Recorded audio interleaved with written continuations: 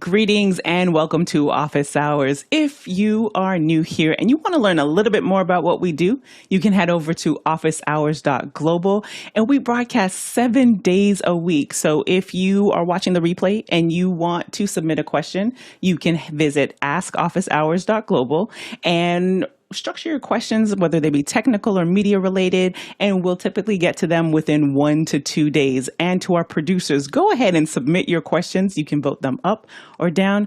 And speaking of questions, Alexander, let's get this party started. First question this morning is from Douglas Carmichael. Ross video themselves as making an NDI switcher called Carbonite Code. Has anyone tried it? Alex. I don't think anyone here has tried it, but we know some folks at Ross, so what we should do is reach out to them, see if we can't have them. You guys are watching probably. Come on the show. Show us what you got. So anyway, hopefully we'll have the guys from Ross come on and show us. We'd love to show off that switcher. So as soon as they reach out to us, we will get them scheduled and we'll take it for a run. Next question. Vincent Alvarez in Bellingham, Washington is asking, getting a new Windows 11 PC to replace a 7-year-old Windows 10 PC, what is the current best way to move my files, 8 terabytes or so, to the new PC? Take an image, piecemeal the files through a NAS, or is there a program PC users use? Go ahead, Courtney. I probably wouldn't go through a NAS unless you got a really high-speed 10 gigabit network. If you've got an older PC, it depends on what those files are sitting on. If they're sitting on a spinning hard drive in there and your new PC has NVMe drives, what I would do is just get you, sorry, I'm feeling nervous. I disappeared. Get you one of these NVMe. They're only like $16 enclosures. This is a USB 3.2. And it has either USB-A or USB-A 3.2 connector or USB-C connectors for it. Get you a couple of 4 terabyte NVMe drives, and those can end up in your new computer, or you could keep them as backups.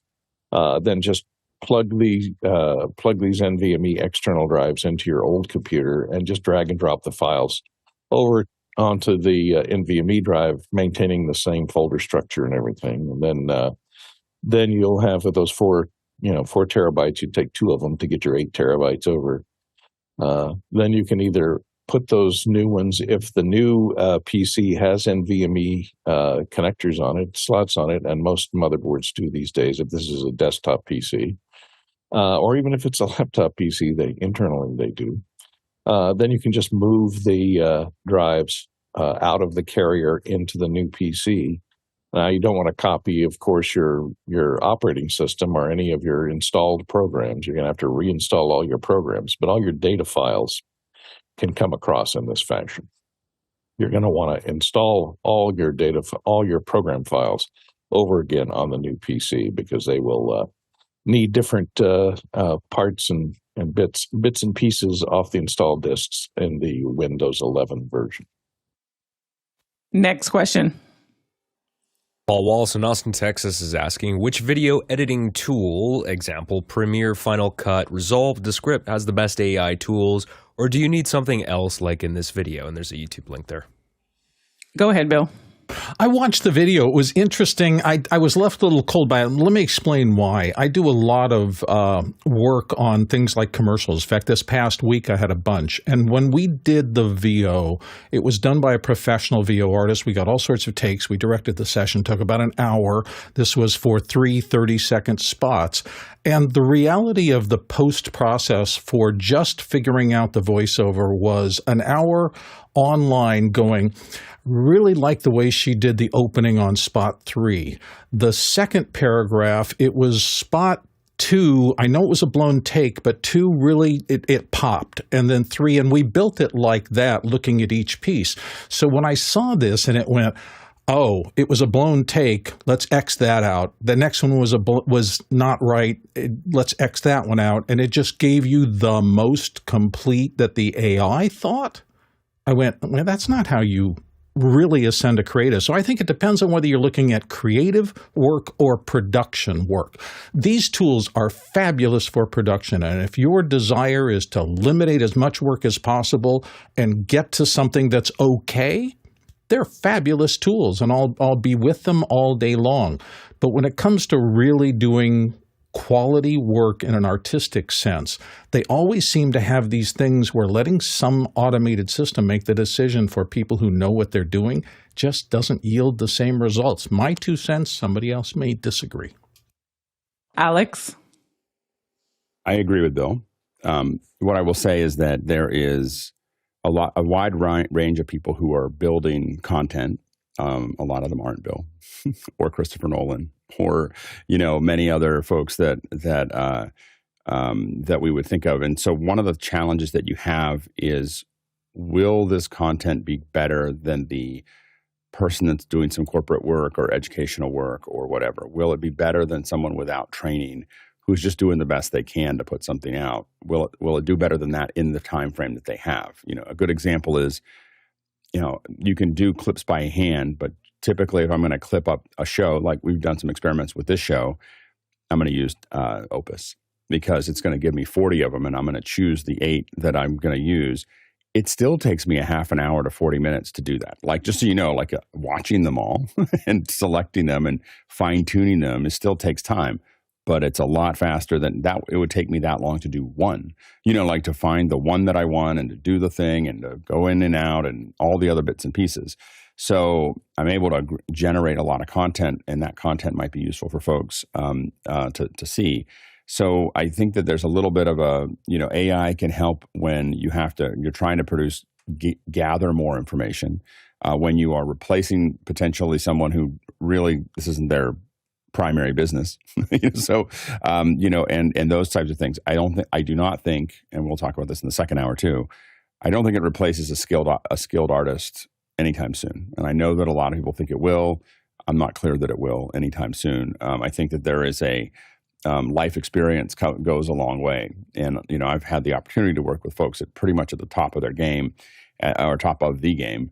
And I can say that it takes a lot of life experience and a lot of things to get to a point where they're doing it at that level.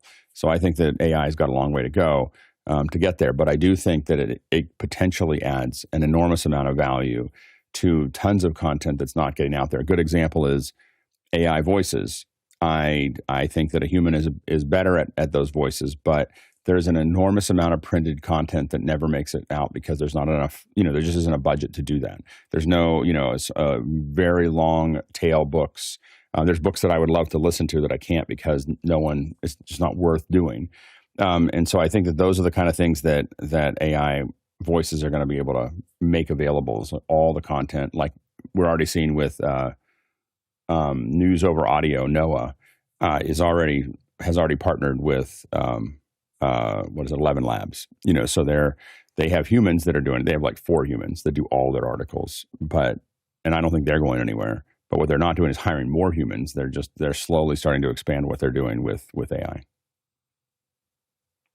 I like this question and what Bill had said previously of like a skilled tactician who's a video editor.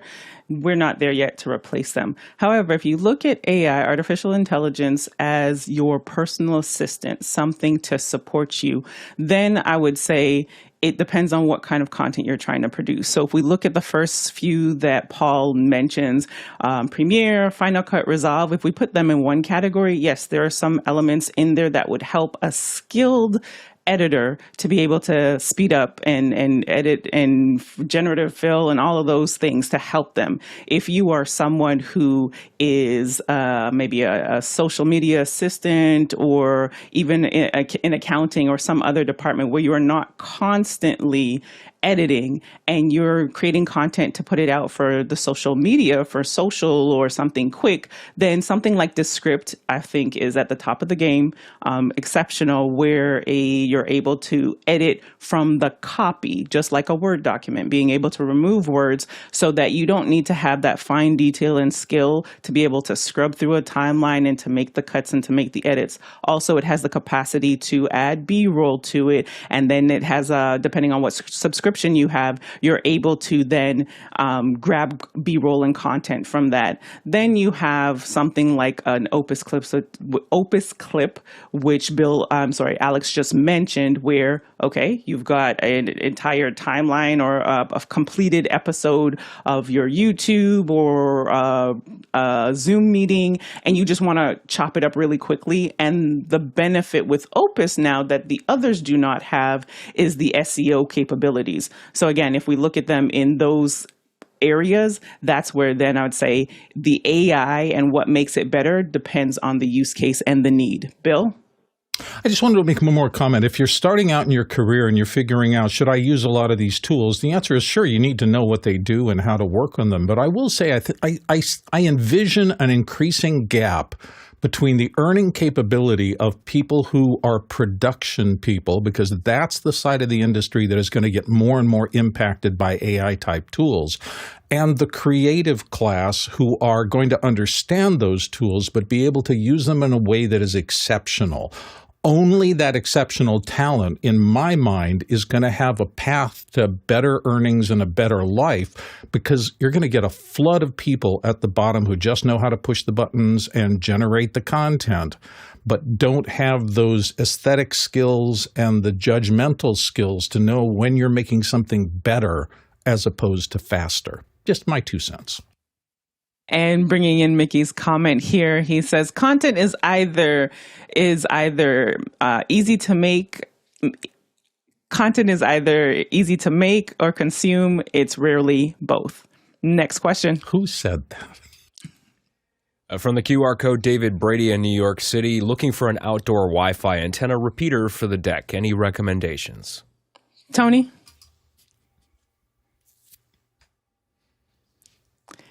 And we'll go to Alexander.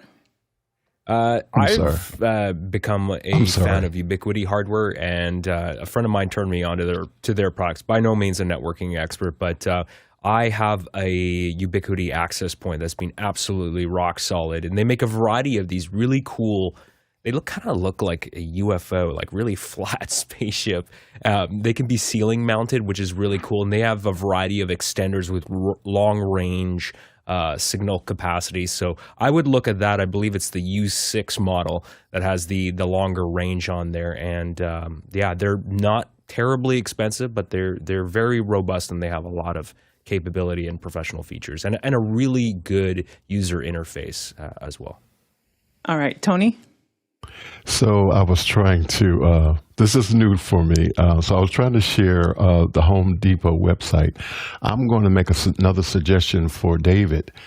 Look at the Starlink Mini, and it is a, we know what the Starlink is. And so it's a outdoor Wi-Fi antenna. He could use it on the deck, but also he would be able to take it out of his home and use it in his car and other outdoor facilities. And it's on sale right now for $299.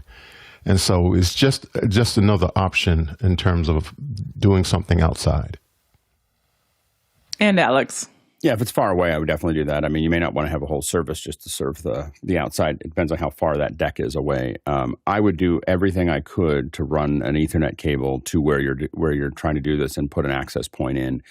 I so hate repeaters. That's all I have to say. I have some in my house. It's been a wiring process for me to slowly replace them. And I put them in with bright-eyed and bushy-tailed, thinking that it was going to work great, and they're a disaster. So do not do anything that's not, everything should be connected. Everything should home run, and try to figure out how to home run it. And if you absolutely can't, then you really want to start thinking about microwave. So microwave would be the way to connect to, some point from your outside to the deck if the deck's that far away. And Ubiquiti makes a lot of great tools for that. But I think that Ubiquiti is probably some version of that is probably what you're looking for. Next question. From the QR code, Chester and Sweeney in Las Vegas, Nevada. If Jack LaLanne were still making videos for fitness and better health, what would his mic and camera setup be like to make a single episode? Best guess. Go ahead, Courtney. Well, I met Jack LaLanne a couple of times, and he had those great shows that were on here in L.A., and this is what his workout outfit was. It was this jumpsuit with the high water pants or toreador pants, usually a one-piece like this. So microphone, wireless mic might be a little difficult to hide on him. In later years, he used this super skin-tight fitting onesie, and I think the best way to mic the guy, as far as putting a microphone on him, would be to put a head-worn mic with a transmitter, probably Electrosonics Mini transmitter in the small of the back, with maybe underneath his onesie, and run the cable up the back to a head-worn Countryman microphone with dual ear loops, so it wouldn't fall off when he's doing exercise. That keeps the microphone always equidistant from his face, regardless of which way he's turning it and whatever exercise he's doing. And when he's lying on his stomach, you don't have the problem of it, of a chest-worn lavalier being occluded by the ground, things like that. So that's what I do for the microphone. The others can answer as far as camera goes. Alex? Yeah, I definitely some kind of wireless mic. I grew up with Jack LaLanne. I subscribed. He had a magazine, and but I think that he would. I think he would probably have. I know it started off because of the limitations of what he did originally, but I think he'd have a handheld. I think he'd want a lot of camera energy. From a camera, he had a lot of energy. So anyway, so that'd be my consideration there. And Bill? I'd suggest he hire Courtney. All that stuff is first rate and good. It isn't about the equipment. It isn't about the camera. It was about the talent. He was an extraordinary presence. He popped through the screen. He embodied everything he was telling people to do, and that gave him the kind of authenticity that connected directly with millions of people in his audience. And I think still today that is the single most important thing in becoming, I guess you could say he was one of the first viral exercise coaches, and that's why it was him, not the stuff he was wearing. Next question. Karen Addison Melbourne is asking, I have ATEM Mini Extreme ISO. If I get MixEffect Pro to use on my iPad, does that mean I don't need a dedicated computer to run ATEM software control? Go ahead, Nigel. Yeah, in my setup, once everything is set up and going, I can just use MixEffect Pro on an iPad to drive my ATEM. But I probably wouldn't not have the ATEM software running on a machine somewhere. Occasionally, the MixEffect doesn't work for me. And at some point, you're going to have to set up your system. So you're probably going to need to run the ATEM software somewhere. Also, actually, what I do is I run Zoom and ATEM software and MixEffect all on my Mac Mini. And that runs really very well. And that gives me control of everything I'm sending out through Zoom. So, well, you don't have to have it to run it. You probably need it to set it up. Alex? I think you can do everything you'll still need the setup as Nigel said. So ATEM setup you're still going to need. I think that MixEffect Pro will do everything that the Switcher app will do, but I always have them both running. So I have both of them. I will say that the MixEffect Pro makes many things, especially super sources, way more available and way easier to use. Also on my phone, I do this thing where it's not quite lined up right now, but if you see this thing where I disappear and I appear, that's super easy with MixEffect on my phone because I just walk away from my scene with my switcher open and I hit the little button that says take a picture on my phone. And so there's a lot of things. So you remember that you can run it not only on an iPad, but a phone, but I would always still have the other app available for me while I was working. Next question. Harold Williams in Portsmouth, Virginia is asking, Blackmagic's Hyperdeck latest firmware update enables SMB protocol for file transfers. Is this still a risky protocol to use on Windows 11? I remember when the WannaCry ransomware attacks came through SMB. Courtney? I think if you get the latest version of SMB 3.0, it'll be much better than the earlier versions. I'm not sure which version of SMB protocol the Hyperdeck implements, but hopefully it's 3.0, which is fully encrypted for transfer over the local area network. And it just uses it for drag and drop, so it gives you file access over your local area network only. And it 3.0 prevents connection and inbound traffic. At least you can configure it for protecting against inbound traffic coming in over the internet. So that would be your safest bet, as long as you don't have somebody show up with a virus on a USB stick and you drag it off over the network to something else. There is software that can propagate over the network, but you can set up security protocols that require login before use, but it makes it much more difficult to use it in that case. Alexander? To be fair, I mean, so SM7B has been around for a long time. The important thing is that you have to patch your operating systems. There's always going to be security flaws, not just with Windows and any subsystems or protocols, but with any operating system. So you always have to watch out for that. Make sure you take proper precautions. Make sure you have a good firewall. Make sure you don't have ports open that you shouldn't have open. And in reality, SMB isn't going anywhere. So if you don't like it, you don't want to use it, you're going to have to stop using Windows. So you're just going to have to embrace it. Next question. Next question is from Douglas Carmichael. With WCBS going off the air, do you think other flagship AM stations will follow suit? Is the AM for every vehicle act a solution in search of a problem? Bill? A little bit. I mean, I'm sorry, but technology changes. And, AM radio from the 1950s on became the way that you reached a mass audience, mostly in their cars, in the very early days at home, but it migrated all to cars. And now there's just so much other stuff. As near-field communication continues to increase and people have Internet of Things devices surrounding them everywhere, the possibilities of getting an emergency message or something like that, which was the bottom line AM large reach thing that was out there. I mean, at first it was advertising, obviously, and reaching a large audience, but it became that early warning system that was able to reach the population. I think that's going very quickly. And in this coming era, it's going to be harder and harder to sustain those things, particularly with both the satellite stuff going up that can reach individual phones and things like Apple is doing in terms of making emergency notification possible on all their devices. And I'm sure it's the same on the Samsung side and other sides. The compelling reason that AM radio was there is just diminishing, it seems to me, every year. They'll probably still hang around for that public safety reason for a while, but it's harder and harder to get a qualitative large audience out of the AM chain from everything I've seen in media buying. Nigel?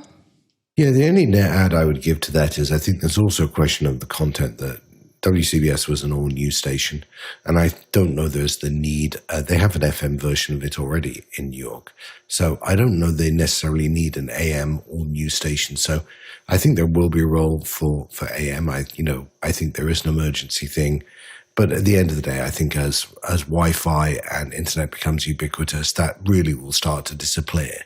But I think you also have to consider that what the content they were putting out is probably not relevant to a mass audience anymore. Courtney?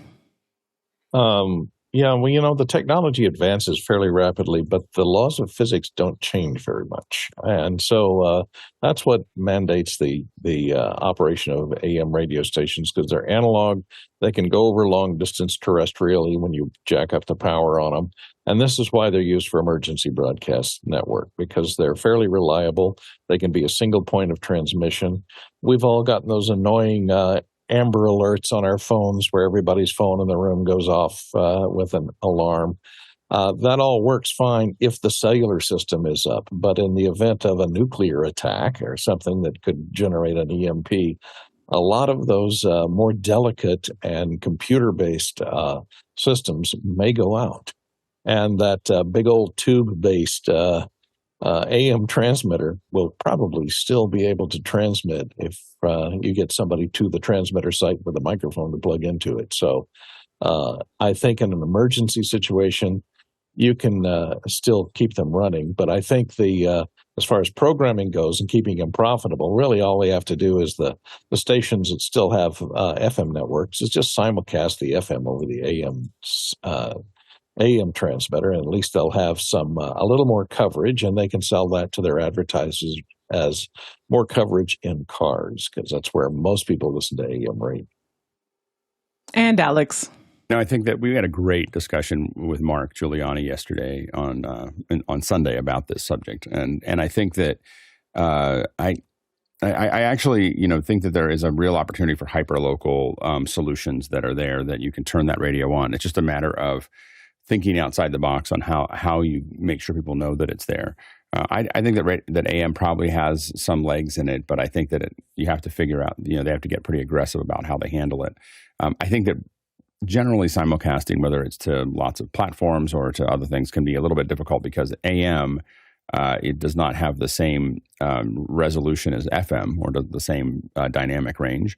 And so I worked at a music station that was AM, 1510 AM in Pittsburgh. And it was, a little muffled when you play music in it. So taking FM and pushing it to AM, if you're a sports talk radio or some other radio on FM, it might make sense. But putting music into it it's hard. It's hard. Next question. From the QR code Olio Hiltres in Los Angeles, California. Hello, colleagues. Limited space. So briefly, please help your colleagues at Extra Hours improve their audio. Mistakes happen, but the latest episode, it is a shame for people who call themselves professionals. Alex?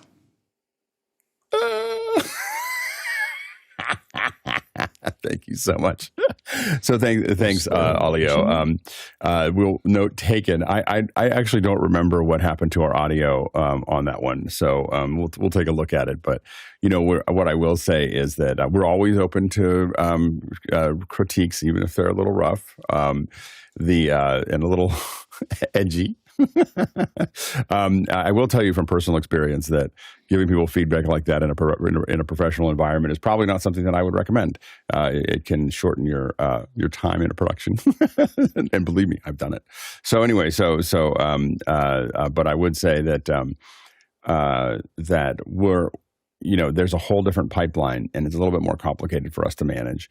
And we are working on it, but it's brand new. Like, we're still figuring it out. And so I would still consider Extra Hours a test case, probably for the next 2 months. And then we'll be more, we'll take it more to heart after about another 2 months of doing this. Remember, we're only doing this once a week. We do this show every day. It took us a little while to get this one working too. So I think that it might take us a little time to figure it out, but we're working on it. Alexander? Yeah, I agree. It's a good skunk works project with VizRT. Just open invitation. If you need meters, I've got a computer that you can bring it on. Thanks. Yeah, I have to look at it. I mean, again, it's a you definitely bring the meters in. We're working on it, and it's not so much VizRT, by the way. I think that Vector's been working great for us. It is really us just figuring out the cloud production. Oh, right, we need this, and oh, right, we need that, and oh, we need another instance for this, and we need another instance for that. So those are the kind of things that we're still working on. Next question. From the QR code Chester Sweeney in Las Vegas, Nevada. After weeks of discussions, I think what I'm looking for in audio playback is a full range, clean and flat sound to check my Logic music files that get converted to WAV or AAC. Headphones under $350 if possible. Who's got that thought process there on how we can help Chester? Go ahead, Bill. Well, so I'll dive into it. The word flat is an interesting word in the audio thing. Yes, that means that whatever sound comes into the microphone gets reproduced perfectly, accurately on the consuming device, whether that's a speaker or headphones or an earbud or whatever. There's always going to be challenges up in there. And early in my career, realized that my goal wasn't flat. I do mostly announcer type stuff. And my goal with any way to create and reproduce sound was to make sure that I could hear any errors that I was making in producing that sound, particularly for me in voiceover. I wanted to know if my S's were sibilant. I wanted to know if my P's were popping. I wanted to know all the things that were wrong with my audio system. So I standardized early in my career for my monitoring on Sony 7506 headphones, which are not flat, but they're really good at showing the detail of those kinds of problems, and then I can fix them if I can hear them. my point here is that trying to get expensive headphones that are perfect for music playback, if somebody who wants to listen to the balance of a symphony orchestra and hear everything exactly as it was done in the performance, that's great to spend a ton of money on those. You don't really need to do that for most production, and those $100 7506s have served me well. I think I'm on my fourth pair of them. So just understand what you're trying to get to, and then you can hopefully find something at a reasonable price that'll get what you need done. That's my 2 cents. Alexander? I am absolutely a massive fan of these, and they're exactly $349 US since you're in the US, Chester. The Audio-Technica R70X. These are an open back headphone, and I use them these for anything critical. They're incredibly lightweight and super comfortable, and also they just breathe really nice, but very natural sounds. Even when I'm not mixing, if I just want to listen to music late at night, just in my hi-fi setup here, I will plug that into my amp, and it sounds amazing. And Courtney? I'm going to second the 7506s. There's lots and lots of audio professionals use these on a daily basis. They're only $96. But, I have the earlier version, the V6s, which are the earlier versions, a little better drivers than the 7506s, but still the same folding design. And it's really an objective point of view. You want to listen to headphones that you think sound good. The problem is perfectly flat headphones it depends on your hearing. Not everybody's hearing is the same. Some people are deficient in certain frequencies, depending upon what you've been exposed to over your life. So you might find a pair of headphones that sounds good to you. And I'd worry about the open air headphones, open back headphones, if they let in any outside sound, if you're trying to listen critically for any nuance or any buried little noises in the sound or anything like that, because any outside sounds leaking in could lead you astray. And Bill? Just one last little note. It also depends on what you want to get out of them. I mean, if all you do is listen to EDM all day long, grab yourself some beats that have that monstrous bottom end and dance in your living room and have a great time. If you're looking for something else, as I mentioned, if you're trying to audit symphonic recordings, then an incredibly flat full-range headphone is probably going to be your best friend. If you're working in production like a lot of us, 7506s really help with that. So I wish I could just say your solution will be this model and this thing, but it's generally not that easy. My 2 cents again. Next question. Next question is from me. M2 Mac Mini HDMI out into ATEM using default Blackmagic HDMI color profile. In display settings, colors look wrong, pinky red skin tones. What's the deal? For now, I've changed the color profile to Adobe RGB, and it looks a lot better. You want to share any more on that, Alexander, before Alex answers? I could show you in real time. Like if I just send you my multi-view, and hold on a second here. So if I switch to the multi-view, and then I change the color profile, you'll be able to see what I'm talking about here. So if I go into display settings, so I've got extended display turned on, and I go there. So right now this is on the BMD HDMI color profile. Now watch what happens. Hopefully you can see this. If I switch this to Adobe RGB, ooh, you see the color change there? Mm-hmm. Yeah, so I just find that the color doesn't seem to be accurate. There's back to the Blackmagic color profile. So I just find that the colors are just really off on that. And I haven't found a real good way, short of, I guess I haven't explored creating a custom color profile, which I believe you can do with the color sync utility on Mac OS. So I'm just wondering if anyone else has experience just piping HDMI into an ATEM from a Mac.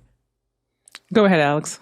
Yeah, it doesn't look like, in some cases it's totally off. I definitely saw a difference there. Neither of them looked totally accurate to my eye. So they were a little bit of both, so to speak. Yours, that you can see on mine, is probably more, you can see it more clearly. which is interesting because that now I have 3 different versions. I have the version that I'm sending in. I have the version that somehow is going to program.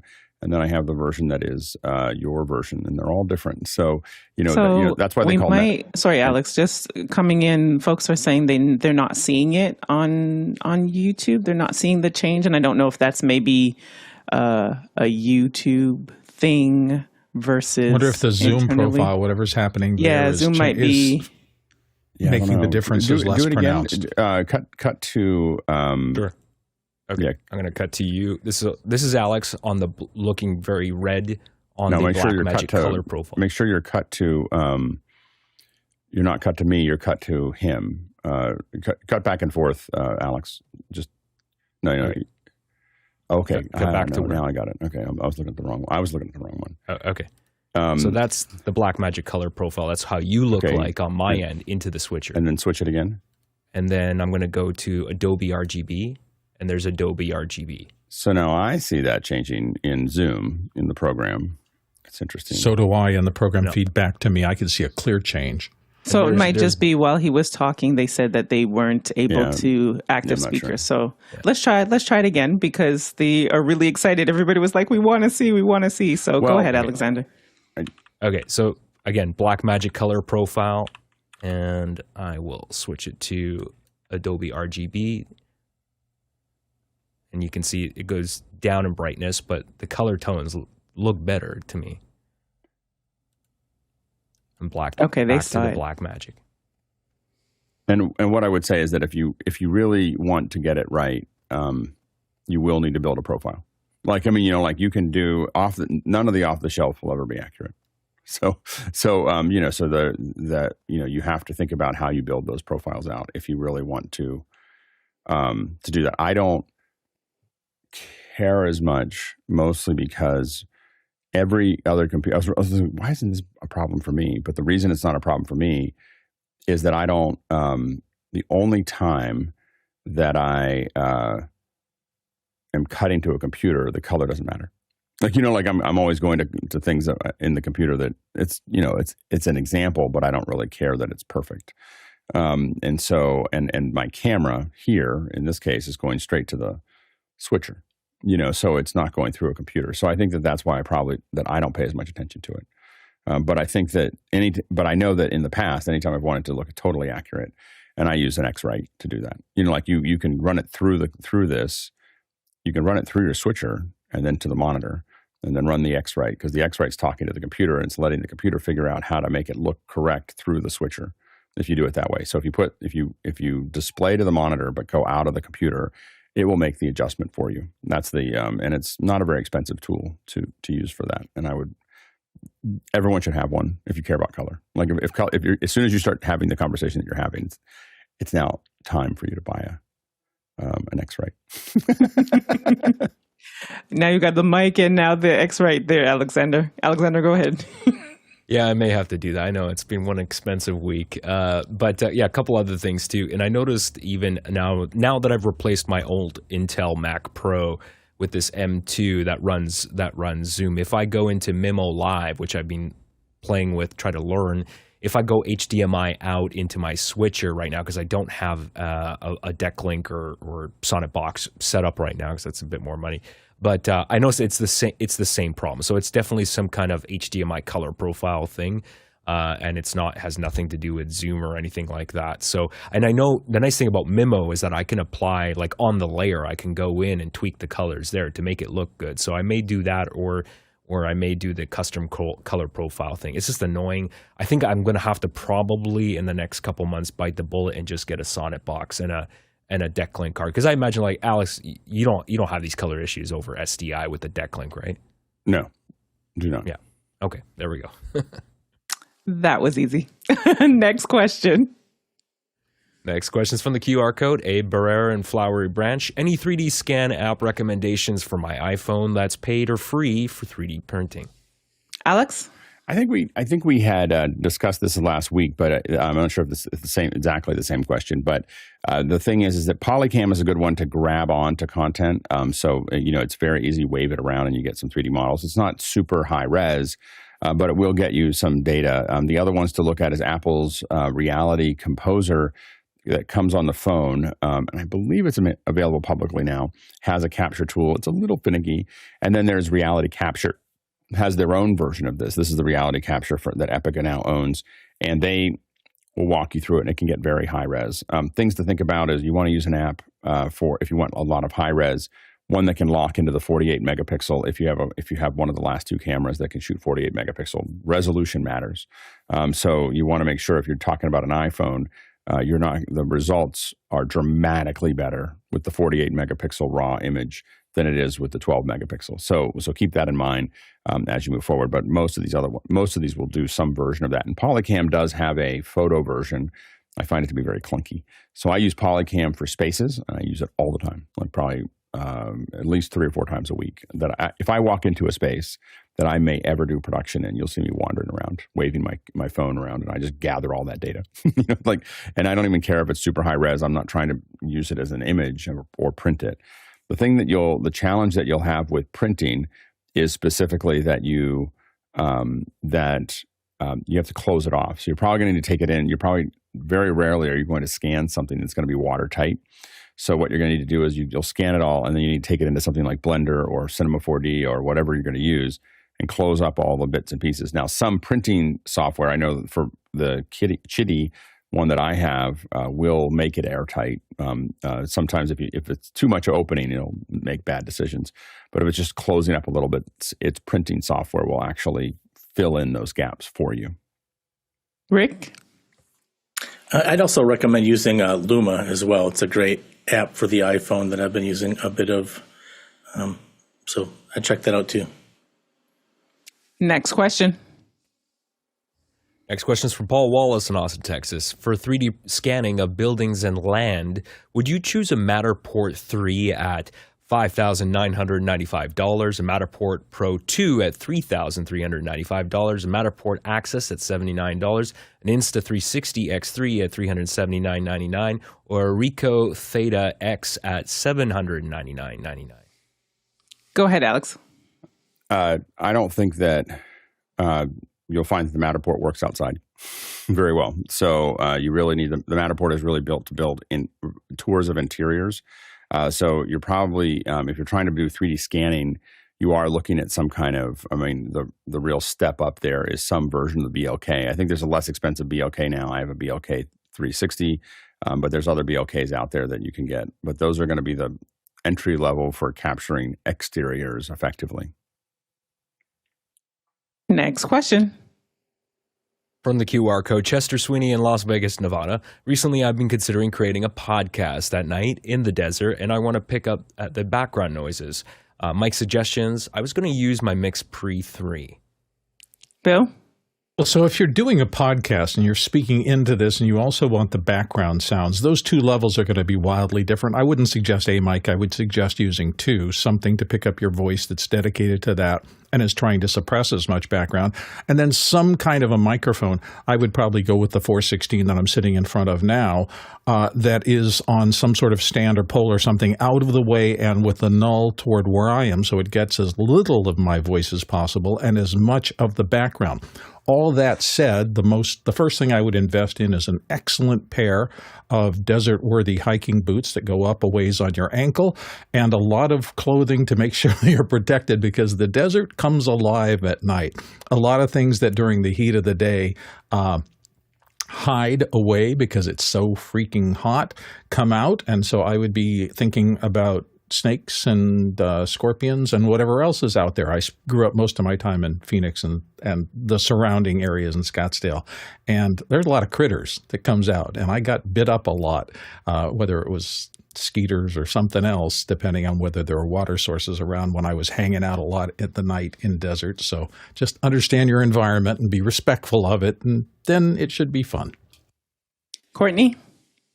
Hey, you want to get a mic that can pick up the neighbors going, getting bitten by all the critters that are out there. There's not much in the desert that makes a lot of sound. I've been out in deserts a couple of times, and since there are not a lot of trees for birds to nest in, there's not a lot of trees for the wind to blow through. There's not a lot of, a few insects, maybe some, insects that flying insects make a little bit of noise. So there's that.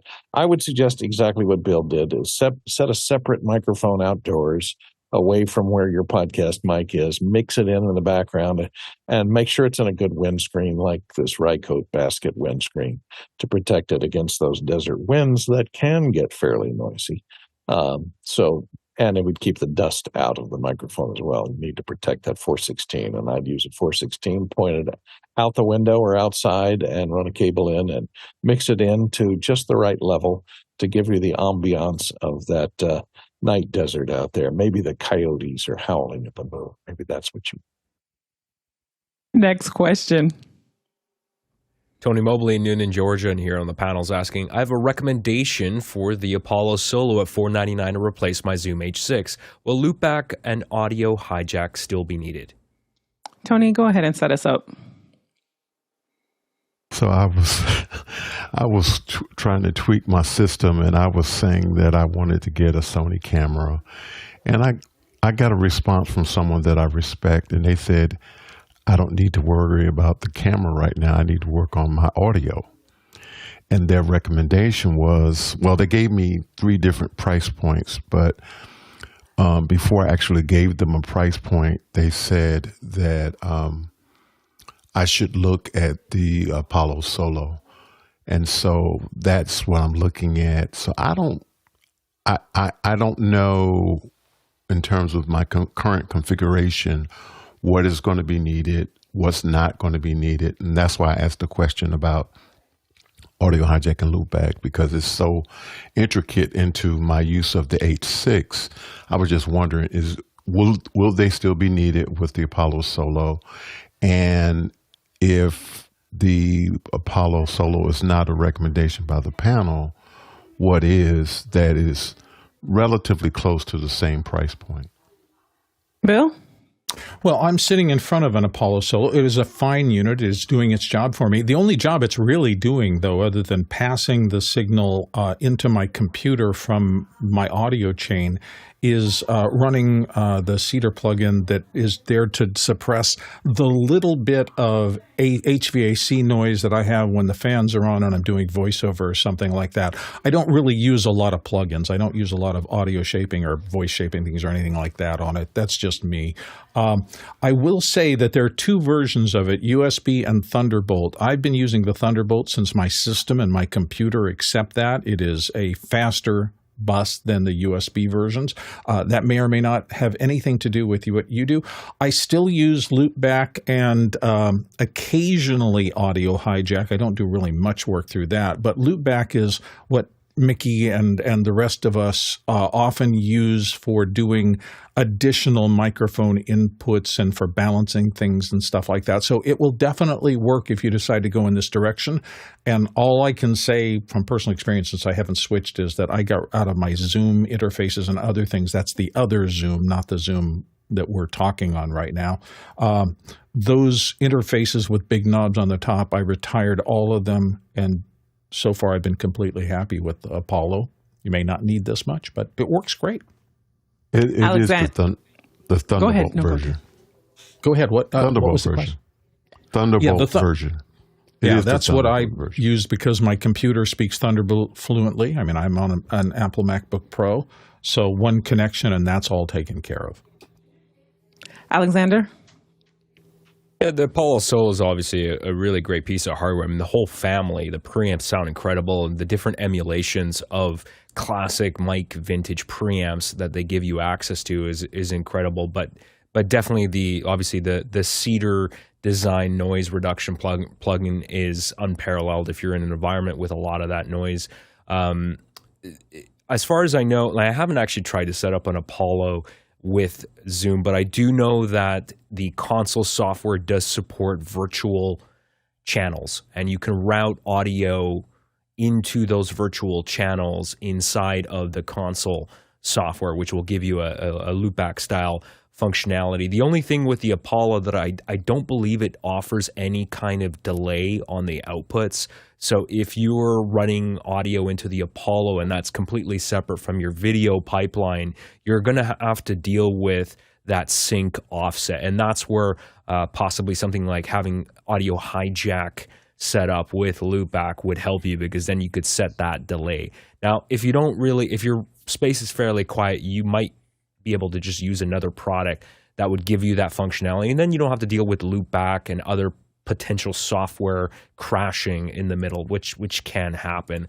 So something like the Mackie DLZ Creator XS, which is a small little digital mixer that they market towards podcasters. It has physical faders, a really beautiful touchscreen on it, and it has all that functionality like loopback, built-in virtual channels, all the dynamics processing you could want to put on your voice to make it to sound good.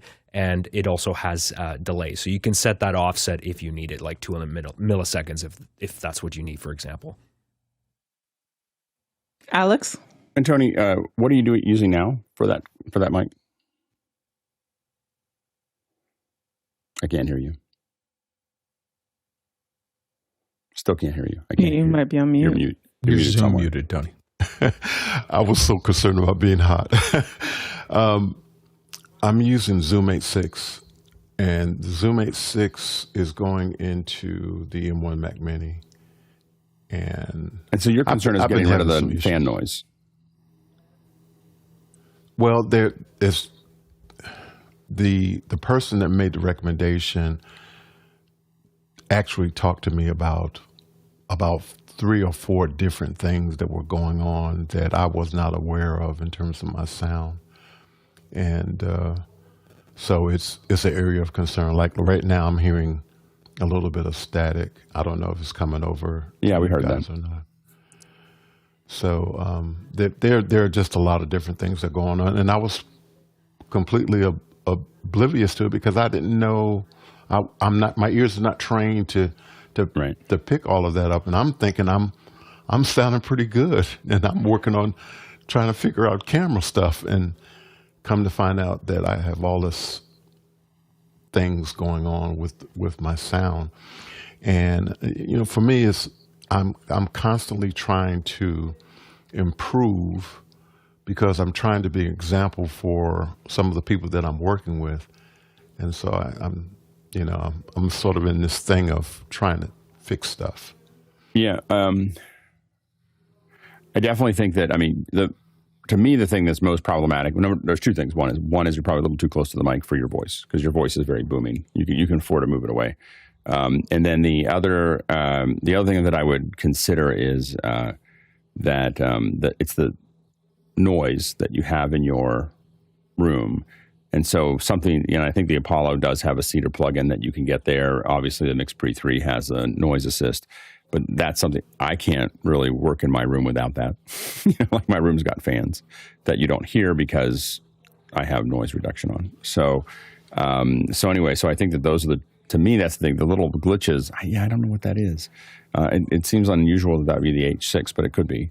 It sounds like some kind of bit correction, that's going on every once in a while, but I don't know what the answer is to that. But yeah, so I think that something with some noise reduction is key because you've got some fans in there that are making some noise. Next question. From the QR code, A. Barrera and Flowery Branch is asking, what's your thoughts on Procreate anti-AI pledge? Courtney? I think when you make a tool, a graphics generation tool for creatives to use, taking a pledge or taking a political stance, a lot of creators are nervous about being replaced by AI. So this is really a political stance that they're taking to try and support the creatives out there, and kind of you're not going to hold back the tide of AI by refusing to incorporate it into your tools. I think you're just going to limit your tools use, and generative AI, while it may have kind of a stagnant look to it or a certain look that people don't like, it's improving every day and it's changing every day. And if you just take a pledge to not use it at all, you're going to be left behind. It's like when Kadulski, when the digital movement came into audio recording, Kadulski, which made analog recorders, refused to come out with a digital recorder for the longest time. He never came out with a DAT recorder when all the other manufacturers went to digital audio tape. He refused. He finally came out with the Nagra D. He gave in, which was a proprietary format that nobody ever adopted, and it died a horrible death because he was too late into the industry. So I don't predict a bright future by ignoring what everybody else is doing, but it is a political stance. He's standing up for the creatives out there who are afraid of being replaced by AI. Alex? Yeah, I think that Procreate's in a unique position in the sense that everyone that they're selling to are really artists that are painting, and they're the doers, and so I think it's kind of like someone who says, who sells brushes saying, we will only sell brushes. We will not sell printing machines, and I think for him, I don't think very many people can say that they're willing to do that, but I think for him, it's for Procreate, it's probably a pretty valid, and they could probably hang with no AI for quite some time, just because the nature of who buys it are doers. They're not trying, if you don't want to paint, you're not going to use Procreate. Like that's not it's not going to, make that work. So I think that, I think that he's probably pretty safe. It's a safe political position for him to take. Next question. Douglas Carmichael is asking, I'm looking at an Earthworks ETHOS or Icon Pro mic and considering the Elgato Wave LP mic arm to mount it. Would you trust the Elgato arm as an entry-level desktop arm or spring for an OC White? Bill? Yeah, I'm not familiar with either of those mics, but Elgato makes decent. You said you were looking for a budget arm. They are in entry-level market, and they do a really good job there, so I won't have a big problem with it. The only thing I would do is, with any arm that I use, I think about what I actually do with it. If you're mounting it and leaving it there and never moving it, even the low-price mic arms that are balanced to the weight of the microphone will work fabulously. Every day I finish this show and I swing the mic out to the side, and then maybe I reconfigure it for a sit-down voiceover if somebody else is in the office doing one. I bring it back. So I'm moving it around a lot. So an investment in a better quality boom arm so that I don't get all sorts of problems from that constant use makes sense. But for an entry-level mic, I think it'd be fine. Alex? The new one that we talked about, yesterday again, was newer. Makes one that a lot of folks in our group said that and I think I'll let Alex talk more about it because I think he's got a couple of them. Alexander? Yeah, I bought one. I was so happy with it. I bought another, and I do own a bunch of those low-profile Elgatos, and they're fine. The problem is the ball joint on that thing, so you can't put a heavy mic on it. And I was just talking about this on the Sunday show, but I have a client. He's gotten better. He has this tendency to do this. Okay, so here's the mic boom. He'll rest his hand like this on the ball joint, and then the microphone just goes whoop right in the middle of a show because that's what you want. So if you've got someone with horrible techniques, don't get that one. Get the newer. It's the same price, and it is way better built. And Nigel. The Elgato low profile changed about a year or so ago and changed from Allen keys to tighten it up to sort of turns. And that made it a lot better. I've used this for a couple of years now. I find it very useful, but I'm very careful when I move it. I try and move it sort of on that plane rather than on that plane because getting it back can be hard. Next question. Gordon Lake in Los Angeles, California. AI is an overused word for some in the industry, but should we be sensitive when using it in client pitch texts? Alex? It depends. Is your client forward-facing, or are they kind of status quo folks? And you got to make a decision about that. Some people are going to want to hear AI everywhere, and some people are not going to want to hear it anywhere. And you're going to have to figure out who that person is as to whether you put it in the deck. Next question. Next question is from Edwin R. Ruiz in Chicago. When in Zoom and sharing a PowerPoint presentation remotely with Control, I'm noticing random glitching in some of the text. The presentation is hard-lined with plenty of bandwidth. Do you have any known suggestions on fixes or known issues? Alex? I always run my presentations through my video. Now, the problem with that is, of course, it's not taking over everybody's screen, but I find that to be a feature. So they have to still highlight it or look at it in their second screen. But I don't, my presentations, I don't have them take over. And it's because you're running out of bandwidth. Most likely you've got some kind of transition and so on and so forth. That is my guess about why that's actually happening, is running out of bandwidth to move the pixels. We've got a great week scheduled for you here on Office Hours. Tomorrow we'll have Q&A. On Wednesday, or actually on Friday, I definitely wanted to make sure we mention our very own Courtney Gooden will be sharing his rich history and his work in the industry, and also really talking to us about the art form of storytelling. And of course, if you're trying to learn more about what's happening this week, you can head over to officehours.global.